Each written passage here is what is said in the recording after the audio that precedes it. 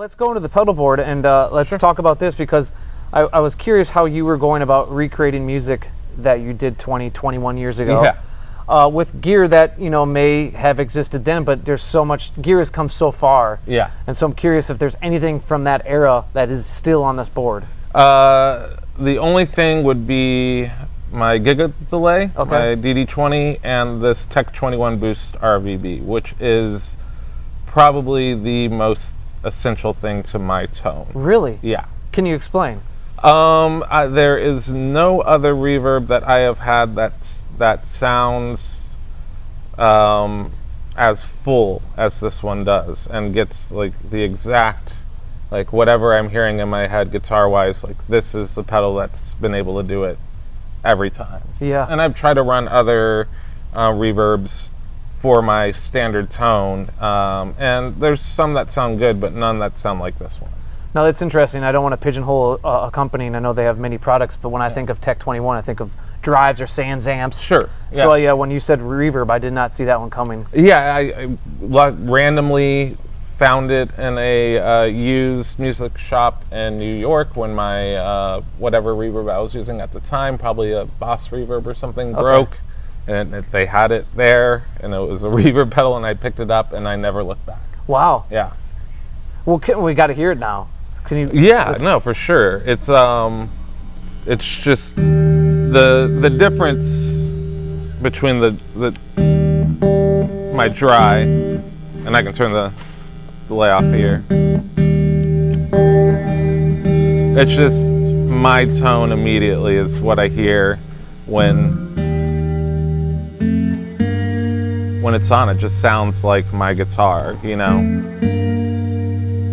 But if I were to switch over to, say, this, which I use for completely different reasons, and I'd have to change some settings here. Yeah, I've never, so both this RVB and then this pedal you just kicked on that we're introducing right now, I've never heard of either one of them. So this is a Walrus Audio Fundamental Ambient reverb pedal. And it's a lot of tail there, but if I were to compare to it, just everything about this I just love tone wise, but this other one that I have that I just was given by Walrus, they've been so nice to me since I've been in OKC, is my swell pedal, which is just has like some of the nicest stacks without like really kind of tripping up over itself. So I've really been enjoying this one for swells and then also tremolo picking. But the Boost RVB is also a big reason why Tunnel Blanket sounds the way it does. Okay. Yeah. And I have not been able to get this tone also with any other pedal. Oh, need the delay.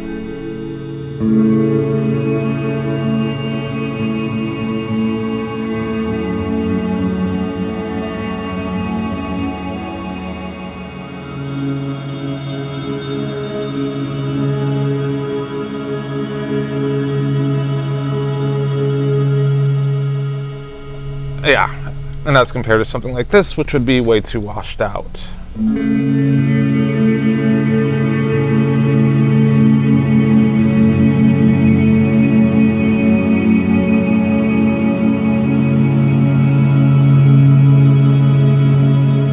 Sounds nice, but a little too much. Yeah.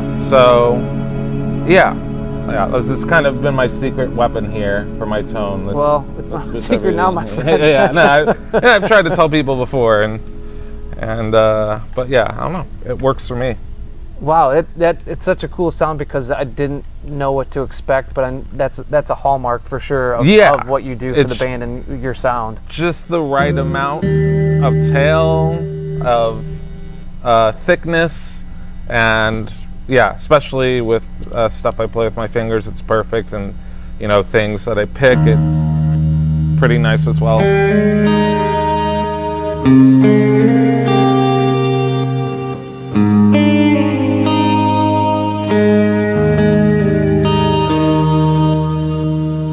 Just works. Yeah. Now, would you say a reverb pedal would be kind of, if you were to, someone calls you up and say, hey man, I want to make you a signature pedal, is that your lane you think you land in? Yeah, well, I've actually been wanting a company to make a very good stereo, like ping pong delay pedal, which Walrus just made, and I'm trying to get my hands on. That's been my biggest ask of the pedal companies that I'm in touch with. But if I were to do like something signature, This Will Destroy You, it would probably be a reverb. Got it. Yeah. Well, let's touch on the other pedals we haven't been introduced to yet. Sure. Yeah. Another pedal company we worked with quite a bit is Mr. Black, who also does Friday Club. We all used to be running his Super Moon Chrome reverb pedals. Yeah. They are great. But he gave me this Fury 6 as I was kind of getting over my Rat distortion. I just kind of wanted something different. And he gave me this Fury 6, which is just, to me, just a better sounding Rat kind of pedal. So difference here would be...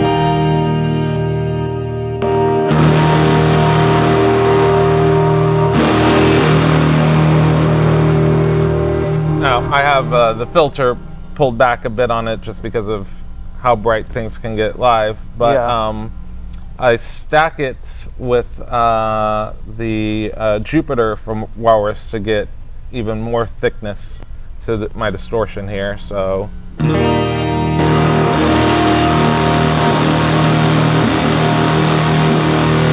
a little nastier, a little grittier. And I love this Jupiter pedal. It's like my favorite fuzz pedal.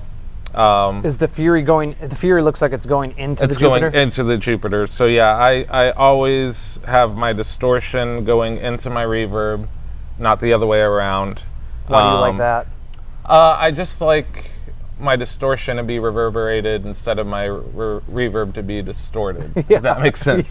Yeah. And then I keep my delays for the end, because the same thing, I prefer or kind of opposite there, I prefer my reverb to be delayed instead of my delays to be reverb. Mm-hmm. Yeah. And my last two pedals over here are brought out for specific songs. Kind of why my pedal board is always kind of a mess when people see it. Depending on the songs that we're playing in the set will depend on what pedals I have with me. Yeah. These 5 are always going to be there, along with my volume pedal and my tuner. Mm-hmm. But I have the Roland Space Echo for War Prayer. It's the only pedal that's going to give me the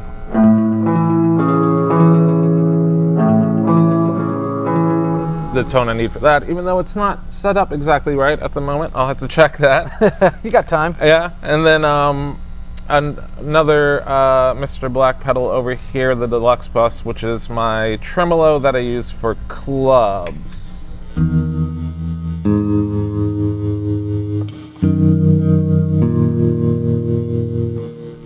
Which, pretty simple tremolo with reverb.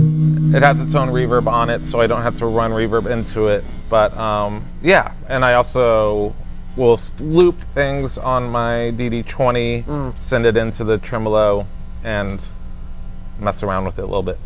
So I guess we'll start at the front. We've got the basic volume pedal, Ernie Ball, and then here we haven't actually gotten into this yet, but this is a little ABY switch because we have plans for some of the new material has like synth voices that I'm just gonna patch into the interface and kind of do the MIDI controller thing. Yeah, Jeremy was kind of talking about that off camera to really expand. Yeah. So I have put it on the board preemptively. We haven't messed around with it since it's been there, but yeah, we'll get around to that at some point. And then I kind of start with these 2 gain pedals. We've got, so there's a company in Austin called Worshipper, and they do cabinets mostly, but they this is Gremlin Audio, I think. Okay. they did a little collab, and that's just a Rat with 3 different clipping options. Whatever the middle one is the one that I use. And then from there, it's a, what is this? Dead Air Audio. It's the Portrayal of Guilt pedal. And Some that's great like a names. yeah, they're super cool. This thing is great. It's like, I think my favorite pedal. It's the most I've ever spent on one pedal. Can we hear both of these? Yeah, so here's that Rat. And then this is what is basically a tube screamer with a clean boost. And then I kind of just mix it up with these 3 buttons here.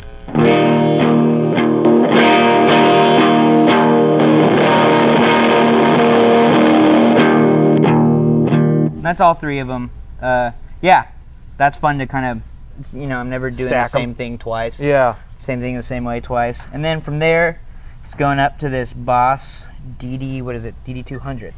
And this thing is a pedal that has a lot that I don't use. You know, it was mostly because the tap tempo is super easily accessible, and because I can have a few different voices just, you know, at the touch of my foot. And like, if you get into the nitty gritty, there's like a tone control and a parameter control, and I like to kind of dial a little bit of the high end off of my repeats, you know, just kind of go with that pad sort of thing. The loudest thing is the first thing, like your attack, and then everything is behind it. Yeah, exactly. Everything's just a little darker. Not that it matters a lot of the time, because then it goes into the version 1 of the context, the Red Banded context, and that's my no attack sound. It's just like, I don't really touch it a whole lot, except for I kind of will dial the decay a little bit, but that's just this. You know? So if this is behind it, if the delay is behind it, it's just kind of adding more to the pad, you know? So there's that, and from there, I go to this. I was using a DD7 for a while, because I really liked the reverse on it. Something about the specific reverse on that one was really cool, but that kind of crapped out. So I got this DD3T, and that's just mostly because the tunnel blanket stuff is the delay sound into the the reverb into the delay sound. So that's kind of why that's there. It's about the only thing that does. But I kind of like, I don't know, I'm like doing a little bit of the tap tempo here. If my pedals are a certain way for certain songs, I kind of just leave all of my options open. You know, if I'm feeling more or less of a certain thing, I kind of just, you know, spur the moment. Yeah, kind of like that. know? There's spontaneity in the selection of stuff. Yeah, exactly. And I guess also, like, I have a couple different looping options. So if I want a loop to go into my effects, I'm looping on the DD200 actually, because none of the loops that I do really need to be like on a click or anything. Yeah. It's just part of the wash. So, you know, if I set a loop and then we're about to start a song, I'm gonna go to my DD3 for the tap tempo that I might need for a lot of the like Young Mountain stuff is like very like quarter note delay heavy. Yeah. So that's gonna happen sometimes, right? And then from there, for more of the noisier stuff, I like to send that whole chain into this exploder, the Beautiful Noise exploder, and that's like a, I don't know, it's like a fuzz distortion overdrive thing with a white noise in it that I really love, because it just sounds terrible. Can we hear how terrible it sounds? Yeah, it's like, so I'll start with no white noise. So we're going.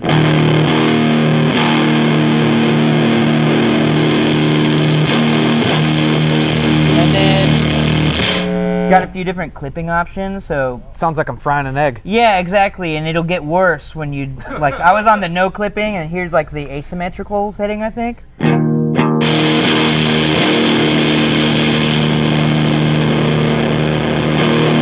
You can dial that white noise with the tone knob on it, and then you can dial the envelope on the white noise as well, which is a lot of fun. Mostly it's just like, you know, for the last song that we play is Little Smoke, and that's just a noise part for me, mostly. Yeah.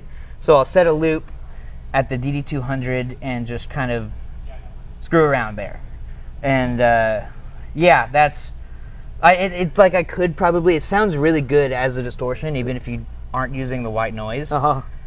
But that's what it's doing in this set. By that point, you're just painting with mud. Yeah, exactly. And yeah, it's just more is more. And our sound guys, Oscar is the best, and I really tried my best to not piss him off. But I don't know. I don't think I try as hard as I should sometimes. You know, I mean, I feel like you got enough devices down here to, make them angry. Yeah, exactly. It's like you got the loop going with all the distortion, and then I'm just starting to feedback with the delay, and then I turn the distortion on. That's pretty... Take that, Oscar. Gets a little maximalist, Now, what's the last one here, top left with the Walrus Audio Slow? How do you use that? So that's just a more basic reverb, like if there are some songs like on Young Mountain and some of the U Infinite stuff where my articulation is important. I'm like playing a guitar part. Yeah. And that's just, basic, nice sounding reverb.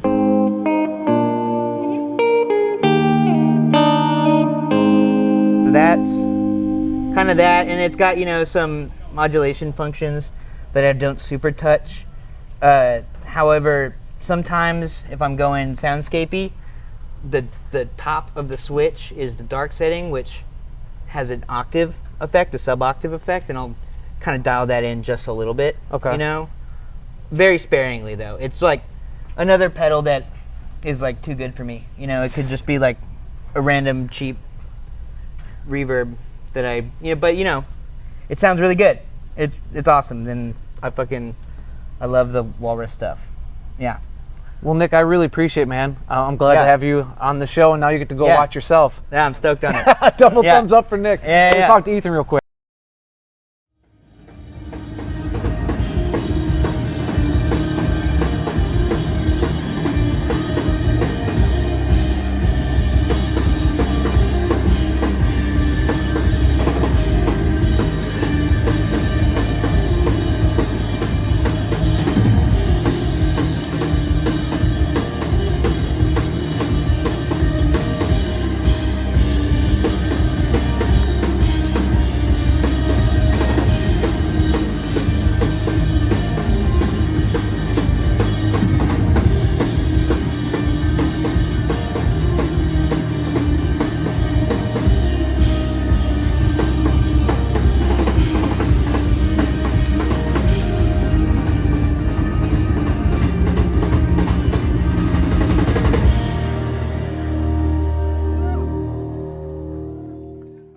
Well, talk to me about your pedal board real quick and how you're using everything. Yeah, pretty simple.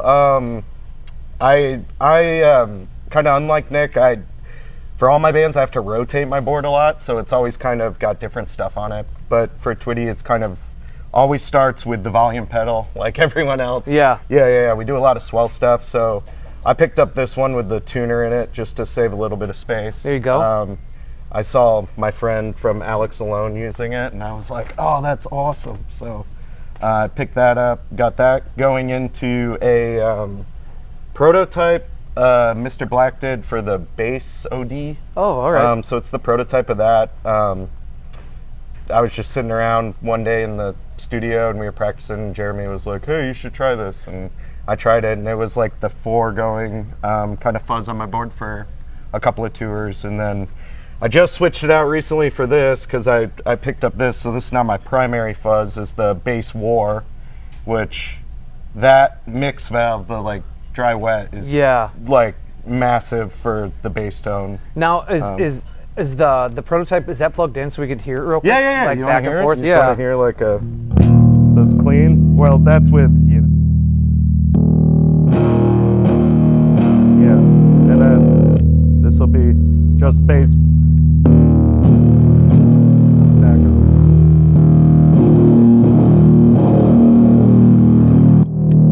Dark and cloudy. We just want big chunk. Yeah, it's like a big thunderstorm. Yeah. And then if I need a little bit more, I can tag it with this. That's just a little drive on the bad water because I have everything. Okay. I have my fuzzes going into the bad water just to kind of give them a little bit of compression after. Is that a guitar specific drive or is that a bass drive? The this, bad water. Oh, this is a bass. The bad water is the Walrus, like bass specific kind of preamp. Yeah. So you can hear it like, and that's off. And then with the drive.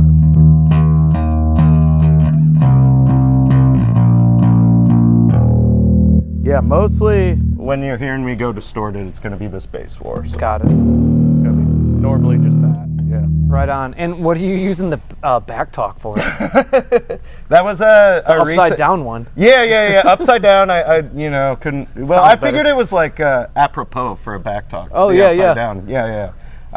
Yeah, I'm just kind of using it for like little like ambient kind of swelly parts. I actually just added it, so I'm kind of playing around with it a lot on the board right now, which has I been feel like really this band fun. is kind of a playground for experimentation. Yeah, it just kind of adds this cool like. Kind of get these cool trails.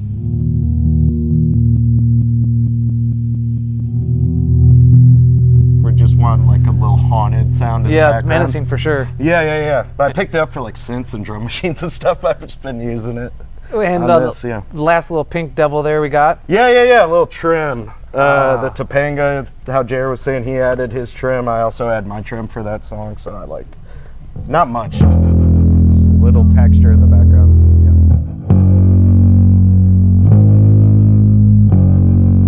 A little Just depth to there. add the little like Yeah. shaky, like kind of